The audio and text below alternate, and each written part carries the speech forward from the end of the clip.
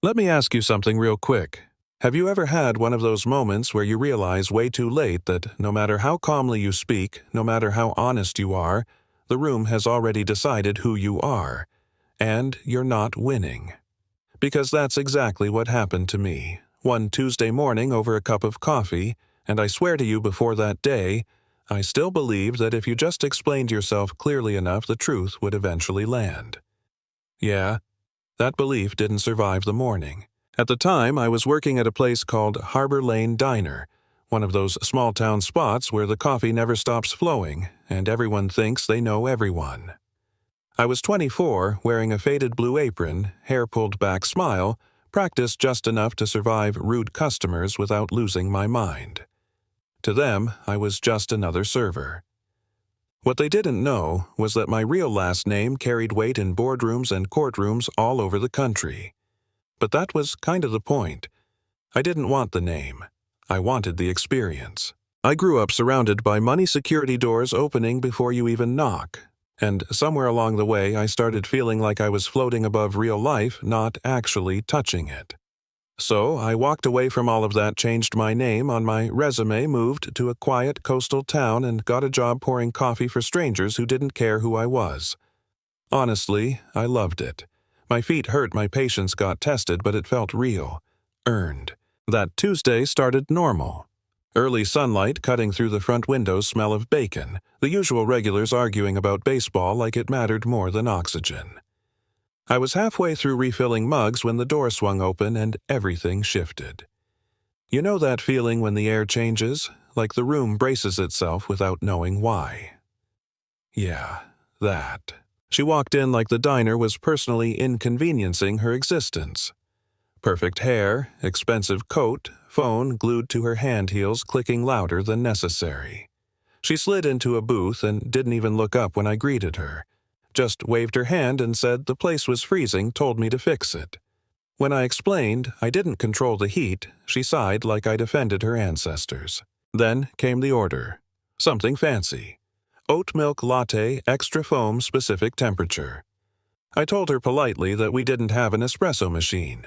Just regular coffee. That's when her face changed. Not annoyed, offended, like I'd just told her no for the first time in her life. She raised her voice loud enough for the whole diner to hear, asking what kind of backwards place this was. I apologized, offered alternatives, tried to keep it moving. That just made it worse.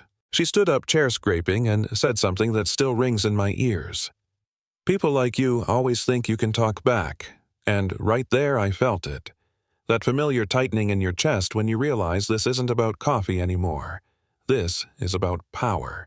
Then she squinted at me and said she recognized me. Asked if I'd been at some charity event months earlier. My stomach dropped. I lied badly, said I'd worked catering. She smiled like she caught something. Suddenly, I was lying. Suddenly, I was pretending to know important people. Suddenly, I was threatening her according to her. And before I could even process how fast the story flipped, she was calling the police. The cops showed up quick. 3 of them. No questions, no curiosity. The woman spoke first. Voice shaking perfectly, claiming she was scared. I tried to explain, but every sentence got cut off. One officer asked for my ID, glanced at it for half a second, handed it back like it meant nothing. When I asked them to talk to anyone else in the diner, nobody spoke. Not the regulars who joked with me every morning, not my manager. Everyone suddenly found the table fascinating. Then the officer grabbed my arm, hard, told me to calm down. And when I instinctively pulled back, he shoved me forward, slammed me against the table, pressed my face down like I was dangerous. My ribs hit the edge and all the air left my lungs. I remember thinking this can't be real. This is over nothing. Over coffee. The woman stood there narrating, saying I was resisting. I wasn't. I was scared. Humiliated. Angry in a way that burns cold. I tried to speak, tried to say my father would fix this, and the officer laughed. Actually laughed. Said everyone has a powerful dad when they get caught. That was the moment something broke in me. Not fear, faith. As they cuffed me, I noticed a teenage girl in the corner holding her phone, hands shaking. She'd been recording everything. Her mom whispered for her to stop, but she didn't. She just kept filming, eyes locked on me, like she understood exactly how wrong this was. What none of them knew was that when the officer grabbed my arm, a small device stitched inside my apron activated. I didn't even realize it. 15 miles away, my real life came crashing back in. My father was in a meeting when his phone lit up with an alert he prayed he'd never see. He didn't ask questions. He didn't explain. He stood up and left. Security moved. Vehicles rolled. A helicopter lifted. Back at the diner, the teenage girl finally spoke up, voice trembling but loud, saying she recorded everything. The officer tried to shut her down. And then we heard it. The helicopter. Windows rattling.